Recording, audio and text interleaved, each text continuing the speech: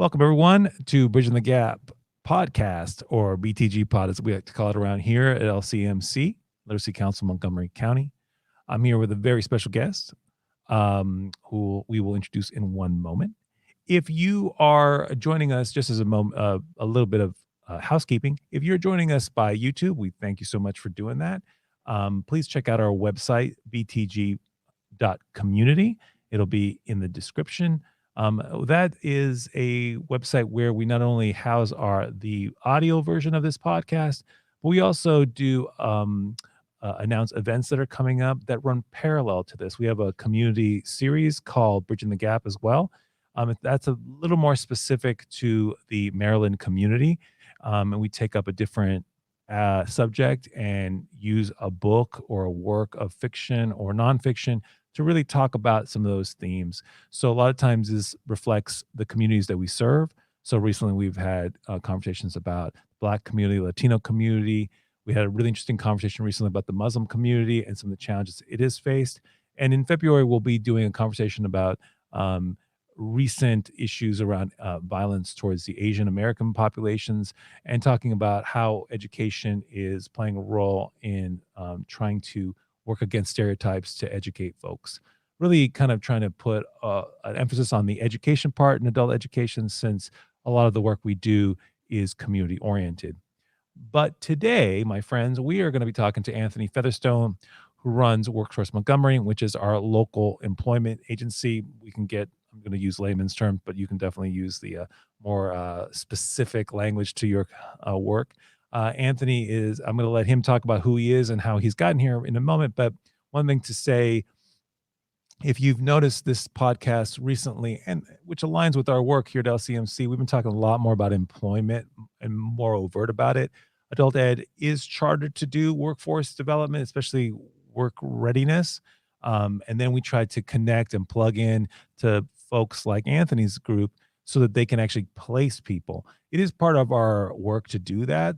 And as you've probably started noticing, this is part of a series that we've been doing around workforce development professionals, both local and national, who are trying to look at the same populations that we serve here in Montgomery County and Prince George's and say, okay, how do we build solutions that are viable? How do we build solutions that really are effective to get family sustaining work for communities of color, for marginalized communities, historically underserved communities? How do we do that kind of work, and how do we do it well?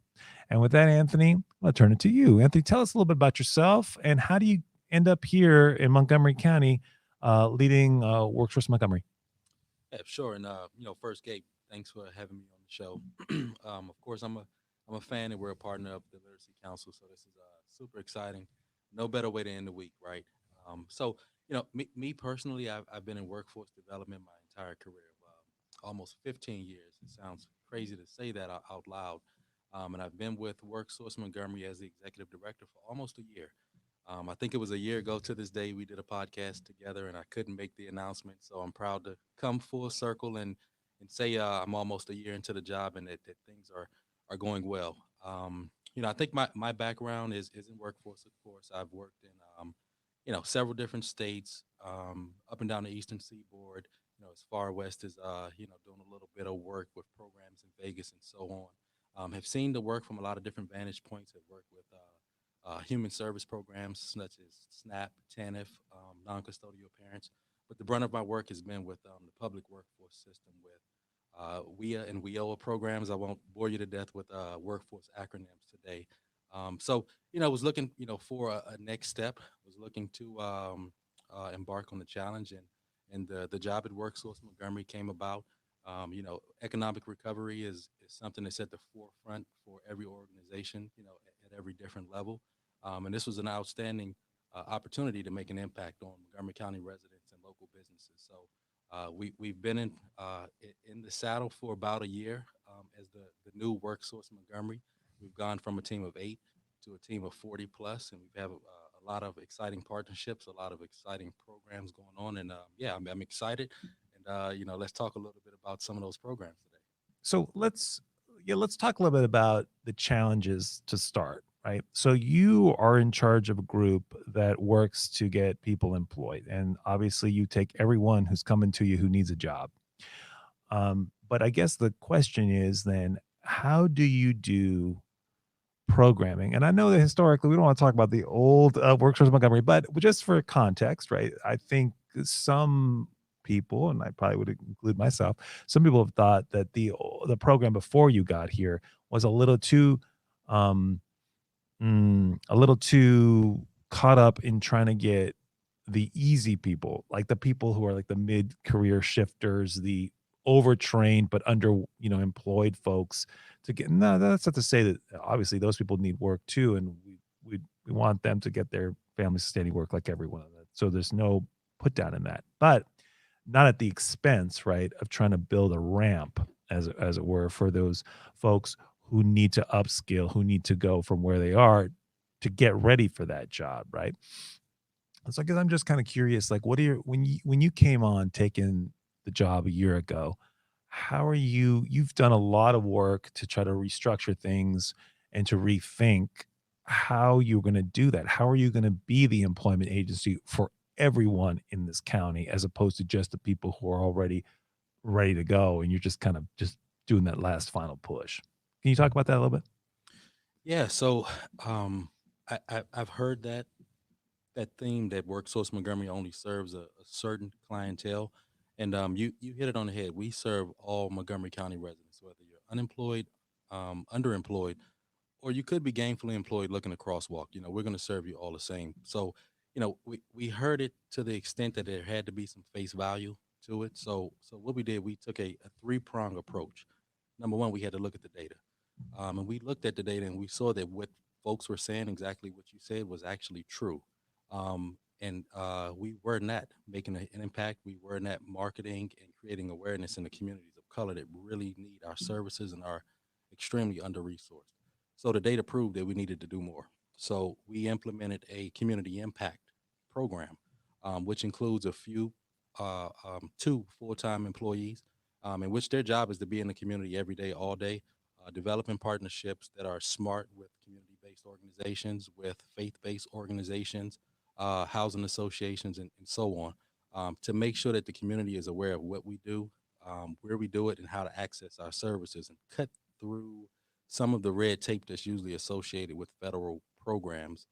So we started with the data. We went to the next step with implementing a community impact team, which, by the way, which I'm excited about, includes a mobile job center. And if you all don't know, Gabe is also on our board, so I've probably talked your head off about the mobile job center. But as we look at plurality maps as it pertains to ethnicities and income, there's a direct correlation with where Black and Brown people live with where low income households are. So that's our bus route, and those are our bus stops. That's what the kind of the mantra with our community impact team. So we're excited about the unit. Supply chains have things kind of wacky right now, so we won't get the unit until maybe late spring. Fingers crossed.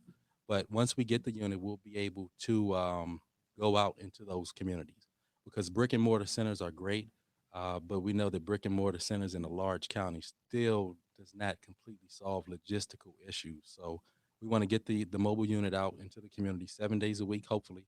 In those communities, marketing services, signing people up for those services, and seeing the impact of those outcomes and services, and then hopefully down the line we can explore, maybe adding another unit or two, so that we can have a fleet of mobile job centers throughout the county, serving residents day in and day out, in conjunction, in partnership, and in alignment with our brick and mortar American Job Centers. So those were the two things that we started off doing: data, community impact, and last but not least, smart partnerships.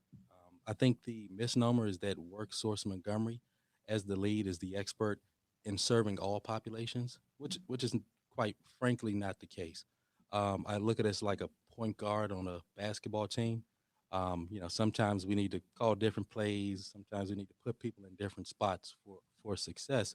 So we're trying to create smart partnerships, working with organizations like the Literacy Council of Montgomery County, like Latin American Youth Center, Identity Incorporated, Ecker Connects, that do great work with young adults, from different walks of life and different ethnicities that can, quite frankly, probably do a better job with these populations and connecting with them and serving them than Worksource Montgomery can as a direct service provider. We're also uh, in January or February, we're releasing a funding notice for our workforce recovery network. Um, with our recovery money, we want to make sure that with all the programs that are rich in Montgomery County that do employment and training and workforce development, that we're able to feed into these programs so that they can expand access and expand capacity and pretty much do more with the folks that they serve in the county that have been affected by COVID with an additional bump in funding. So that's our three-prong approach. We had to start with the data, and the data proved that we were exactly doing what you said we were doing. We were serving the folks, albeit that were walking through our doors, but they weren't necessarily the populations that we need to target. Uh, Returning citizens, folks who are limited in English proficiency, disconnected youth, homeless individuals, and so on. And the data proved it, and we invested in our community impact team, a mobile unit, and we're creating smart partnerships. So the work is not behind us; it's still in front of us. That strategy will evolve and hopefully grow and enhance. But that's where we're at today. So we're excited about that. I think our partnership Rolodex, for lack of better terms, is a lot more robust. I think relationships and communication is going well at this point across and up and down throughout the county. So we're looking forward to 2022. There's a lot of work to do to serve the people that we know we're supposed to be serving, but we're excited about the near future. So So so talk to us about the challenges then specific to some of these communities. So I obviously you can do the outreach, right?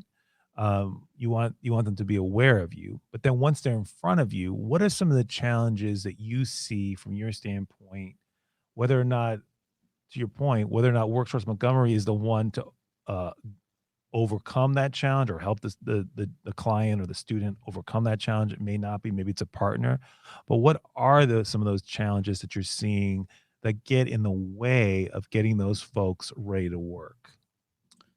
so our philosophy is five pronged. You'll notice I like to use numbers and how I explain things. So we think that for success to happen for our customers, a few things have to happen. Number one, they have to have a personal infrastructure. Is your transportation taken care of? Is your child care taken care of? Do you have a stable place to lay your head each night? Do you have food insecurity? Do you have the things in place that will allow you to focus on your employment and training activities? Academic skills. Number two, do you have the basic skill set, English proficiency, math, literacy, numeracy, or whatnot, to meet the standards of the career pathway you're trying to get into? Hard skills training. Do you have the credentials? Do we need to connect you to any upskilling opportunity through any of our funding initiatives? And I, I'm sorry, the fourth one slips my mind, but the last one is most important. It's professional facilitation. And that's WorkSource Montgomery having the infrastructure in place to really truly support the job seekers that come through our doors. And it boils down to case management, making sure that all of those different pieces come into play. We support you with your personal infrastructure, connect you to resources for academic skills trainings, hard skills trainings, and my team is going to really get on me for this because I can't remember the fourth one, but the last one is that making sure that we follow through on the the the, the orientation spill, the dog and pony show that we give our customers at the front end, so that when the rubber meets the road, all of those things are professionally facilitated by case managers, business services staff, community impact folks, and whomever else or whatever other category we have in house to make sure that we truly surround and corral and support our job seekers so that they ultimately are successful. So it really runs the gamut, but it starts with personal infrastructure. That's I guess, the main thing that we've seen that has really hindered folks from really completing their plans. So we want to make sure that we start there so that there's a good baseline so we can truly focus on, the task at hand. If you don't know where you're going to sleep that night, you're not going to focus well at work. So we want to make sure that those baseline needs are met up front. And how do you do that? I mean, obviously, you alone aren't doing that. You can't do everything. So how does that happen? Partnership.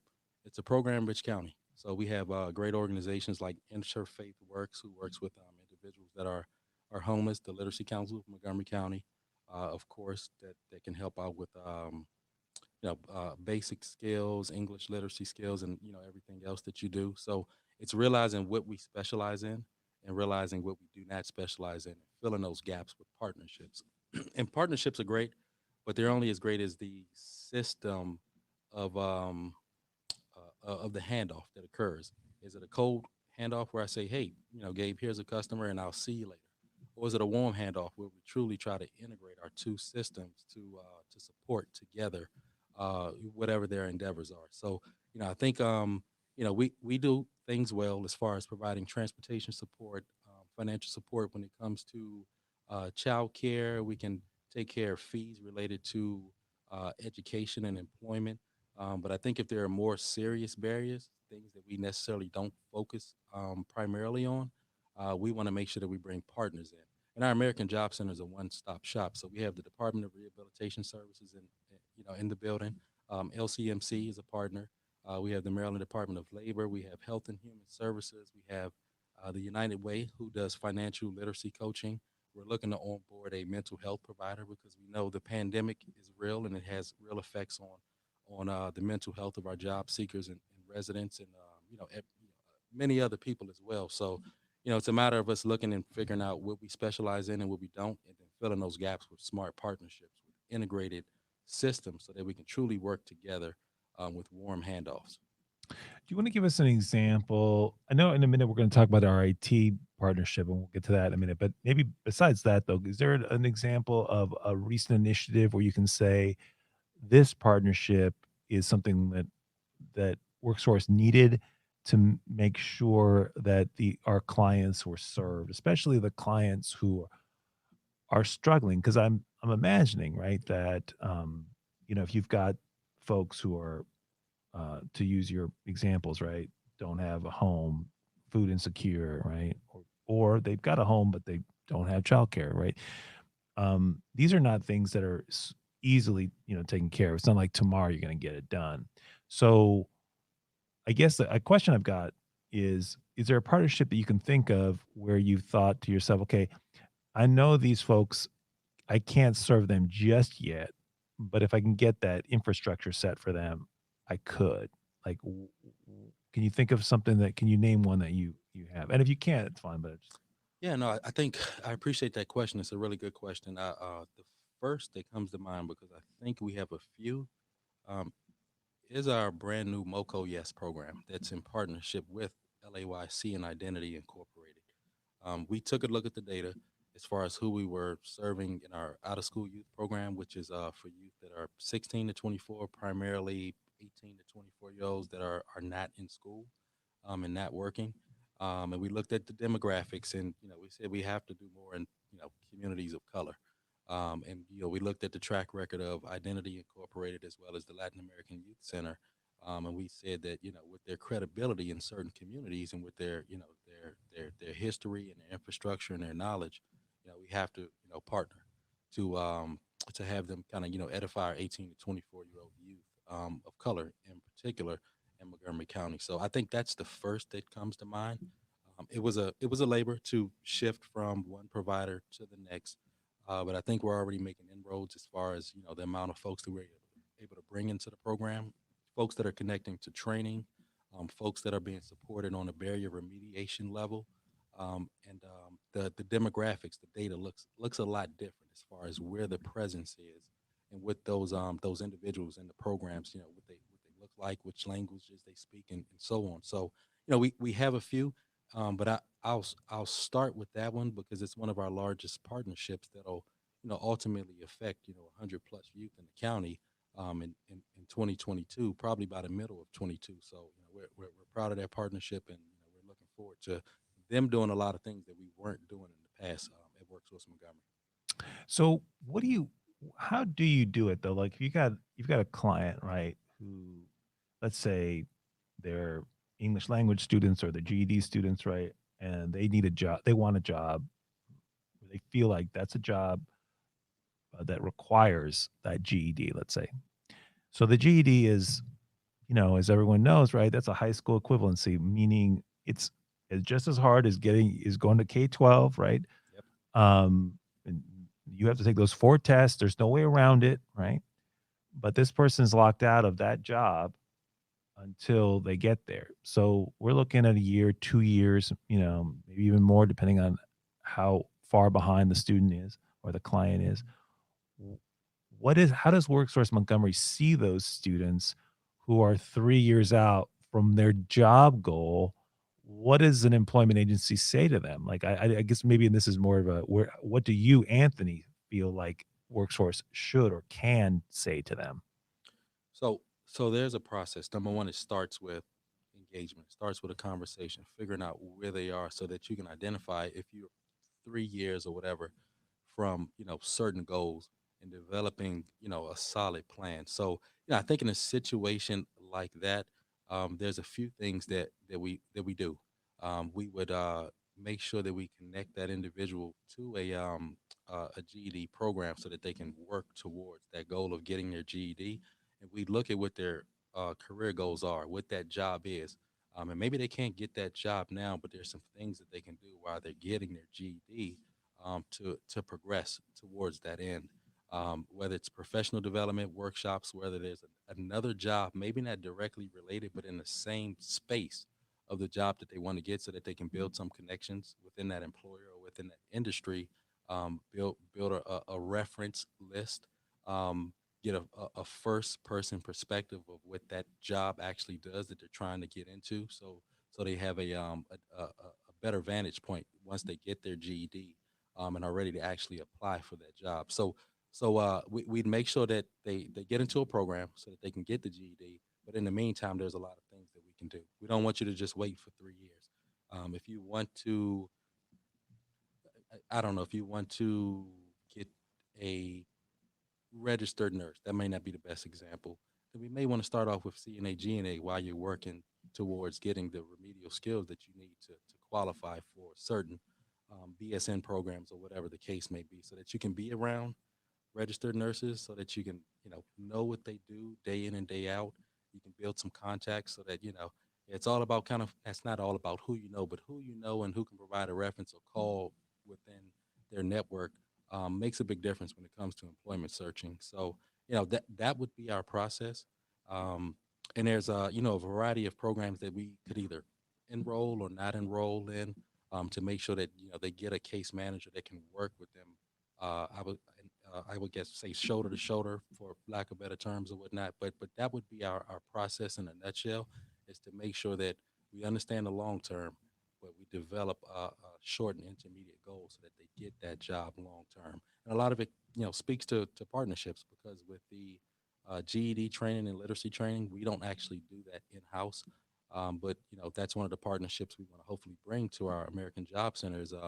Those type of courses, so you can actually get it within the comprehensive center. But if not, we want to make sure that they're doing those skills trainings with our partners, but they're also getting the employment support, because there's always an interim stopgap job, if you will, that you can get into that'll help you progress to that end. So I hope that made a little bit of sense. Some of my case managers could probably give a more succinct response, because they do it day in and day out. But ultimately, that's our path, is to create actionable steps, short, intermediate, and long term. So let's talk about our program that we run together. Absolutely, let's Let's talk talk about about it. that. Yeah, because I love that. And I think again, a sign of a new worksource Montgomery under you. I don't think that would have been possible a year ago. The whole notion of this, for those of you who don't know, right, is I think during COVID we especially were thoughtful. Uh, we are required to do we LCMC are required by the state to do workforce development, a specific kind of class that has basically both academic and vocational services running at the same time, parallel. So obviously we're not gearing towards a mid career shifter. We are very specifically looking at people who maybe they are shifting careers, but it's partly because they're forced to. So we really wanted to target, especially women of color, and we were really, really, especially in the first cohort, looking at people who were um, laid off because of COVID. So they were maybe working in the hospitality world.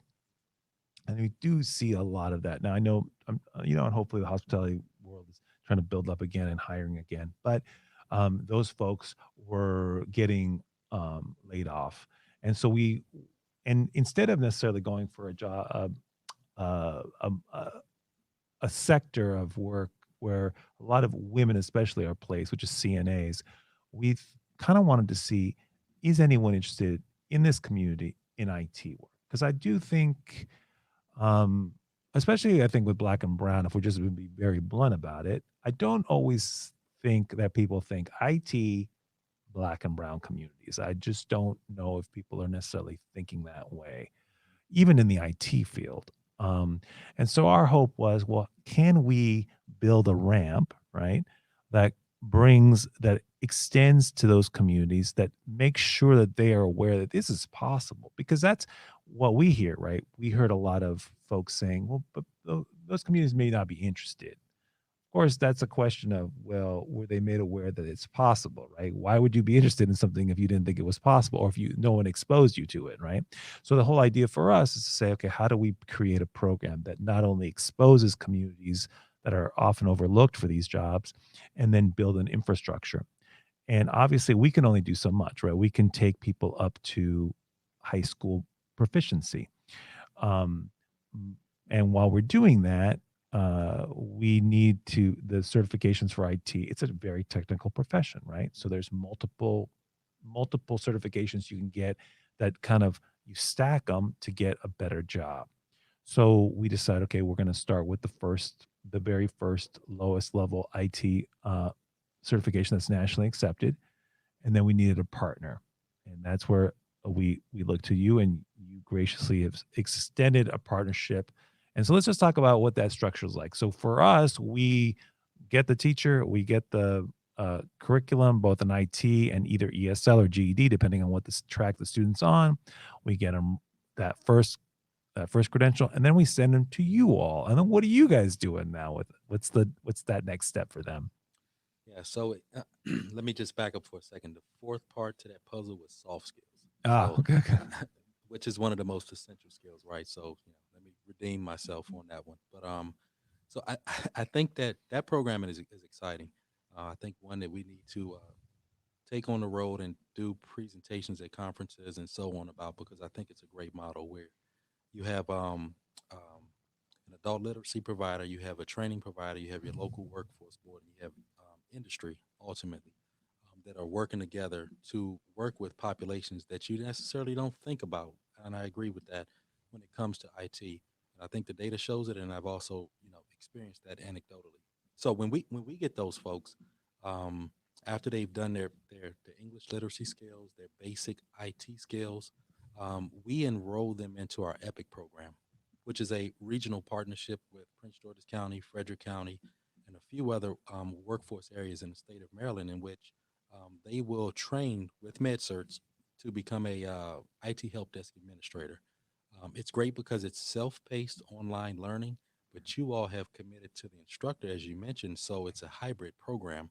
So folks are able to study on their own and actually come to LCMC to get an instructor-led content delivery. So through that program, we would provide case management. We provide an added level of support when it comes to transportation fees or whatever the case may be. We pay for the training, so that the participant really has to come out of pocket. They don't have to come out of pocket at all for any cost. And then on the back end, as they near the end of their training and certification, our goal is to have our business solutions team have a paid work experience ready immediately after training, because we have plenty of time where they're progressing to set those opportunities up where they can do a paid internship paid by WorkSource Montgomery, at no cost to the employer host, at no liability to the employer host, to pretty much try them out on the job to see how they do. And if they do well, which we know they will, then the employer would hire them on full time, in which we would do an on the job training contract, which we could then reimburse a portion of their wages for the rest of the training period. Usually up to about 10 to 14 weeks. So it's a great partnership. I think everybody is doing their part and working together well. And I'm excited about the outcomes and that'll come out of that partnership in this program, and to continue to scale it up. Because I think it's a great example of a bridge program, as we call it, where we're not the best provider at that point in time, but we work with someone like LCMC who can get folks to that certain point where they can jump the ramp to WorkSource Montgomery and still have the resources of LCMC, the support of MedSearch, the training provider who has awesome resources, and as well as, last but not least, the industry that's going to, come in and give those individuals, not give those individuals, but that are going to hire those individuals for jobs that actually allow them to make a livable wage in Montgomery County. So that's exciting. So I'll plant that seed that we need to tout this program because it's a unique one and that I don't see a lot. When I go to these national workforce conferences. So let me just plant that seed right now. Yeah, I know. I think one of the things I've found in adult ed is and we just were interviewing someone who's working out of New York, and in New York they have an interesting model where, um, at least from an education standpoint, right, in their school districts, they extend the learning, and you don't age out, but it's done through a certain office within a school district. So it's the adult education office, right? And they do it through that so that people don't fall through the cracks, and it also gets people the training because some people don't want an academic college education. They want to get a vocational training in a career that could actually make them not a living wage, as we call it, but a family sustaining wage, right? Whether you're going to have a family or not. But um, I think, but I think one of the things I find it's curious is a lot of adult educators don't think enough about workforce development, right? They just think about the teaching part. Like, I just want to make sure my students learn whatever that they're there to teach, math or language. And I think that's good, but I think obviously it's unrealistic in the sense that those folks that we're working with are adults and they more than likely need a job, and they need not just a job, but a career. They need something that they can make a living at, a true living at. So I appreciate what you're saying, and I'm in total agreement. We need to take it on the road. Yep. Yep. So let's just stop there for a second and hold on. Let me just check the time. How are we doing on time? Okay, so we're gonna do one more question, and then Yeah. we'll do a wrap up. Okay. Yeah, that works. So, second to last question, Anthony. So let's just talk quickly about what are your kind of hopes for the county and for workforce development in this region? What would you love to see and love to be part of, especially with specifically dealing with the communities we're talking about, some underserved communities? I know again that you're responsible for everyone, so and I appreciate that the extended challenges that gives you. But specific to the communities that, let's say, that we would serve here at Literacy Council, that we work together with, what are your hopes? What would you like to see happen in this county? And that could be at the level of an initiative or just as a general trend. Mhm. All right, where do I start with that one? I think on a regional perspective, I couldn't ask for a better region. With our partners in Prince George's County and Frederick County, the EPIC program that I just spoke about, that's an initiative that's actually led by Prince George's County, and we have a lot of other regional initiatives that we're working on that will roll out in 2022. So the collaboration from a regional perspective is really high when it comes to sharing ideas, sharing practices, and actually leveraging our resources, which is where the rubber meets the road to serve folks, is I think outstanding. For our county, we have 25,000 plus individuals that are unemployed right now. We have I forget the latest number, but pre-pandemic labor force bounced up against the current labor force. We're down a lot of folks, and I think it's to the tune of 20,000. It ebbs and flows each month, so don't quote me on 20. It's a plus or minus.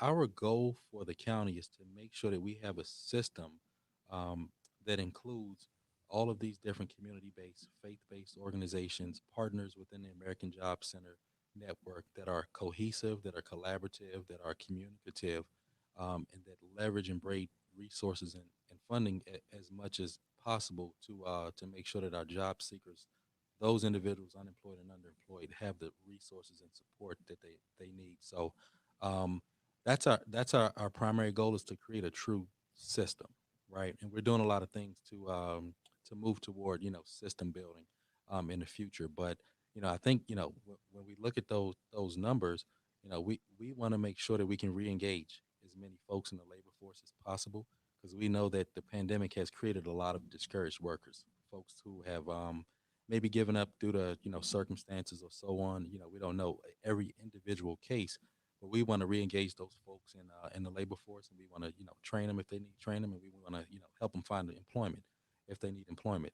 Um, we want to utilize a new data sharing agreement that we almost have in place with the Maryland Department of Labor, where we will actually start receiving information on the 25,000 unemployed individuals in the county, so that we can do targeted marketing and outreach based on their background, based on programs that we have going on, so that they are more aware of what's available for them or to them when it comes to employment and training activities. So we have a lot of priorities. My team, they do a great job at, like, I walk through the hallway tossing ideas up, and before I know it, the ball is heading for the fences. But I would say, overarching, we want to build a system that's ready for the many individuals that are unemployed and underemployed and disconnected and discouraged, so that we when we get them in our doors, that there's an infrastructure in place so that we can meet them where they're at. So I know those are vague terms, but we want to ultimately make sure that we can decrease those numbers that I just spoke about through training, through industry partnerships, smart partnerships, and through a robust workforce system in total. So I think that's the short version of a long story, but that's what we're working towards. It's a fantastic story. We hope to be part of that with you. Absolutely. Yeah. I'm looking forward to it. Yeah, me too. Me too. Folks, I've been talking to Anthony Featherstone, head of Workforce Montgomery here in Montgomery County. An amazing gentleman, amazingly not only great, thoughtful a leader, but also caring, which is a great combination to have. Thought and care. Imagine that. We are very thankful to have him here in the county, and we hope that you've enjoyed your conversation. Anthony is an open book, I think. I think if there are any questions, please send them our way. We will put a link to where you can send me questions. And if there are anything that are for Anthony specific, I'll send them his way. And I'm sure we'll try to get some answers from his staff if there are anything that we're bringing up here that you just want to know more about. Or we'll connect you to his staff, who can probably give better answers than anyone else can, right? Absolutely. So anyway, with that, we thank you again for joining us for Bridging the Gap pod, the BTG pod. And we look forward to you joining us again for future podcasts. Please make sure, if you're on YouTube, you'll see the link to our website, which is btg.community. If you're listening to this on our one of our podcast sites, then you certainly can also come to that website as well to keep abreast of the upcoming events we've got. We've got that one coming up in February. We hope you'll join us that one as well. All right. And with that, thank you very much. Let's do this. Let's do this together.